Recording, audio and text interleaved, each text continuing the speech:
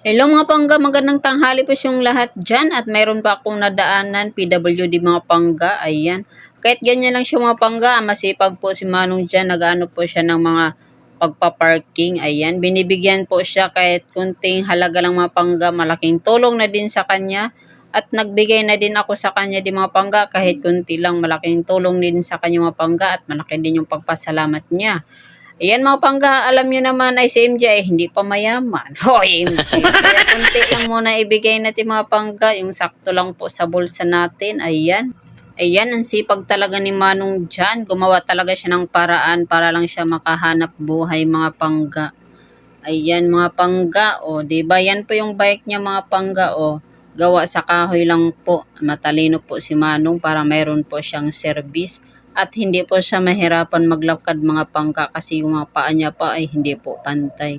Ayun po mga pangga, hanggang dito lang po ang video na ito. Maraming salamat po.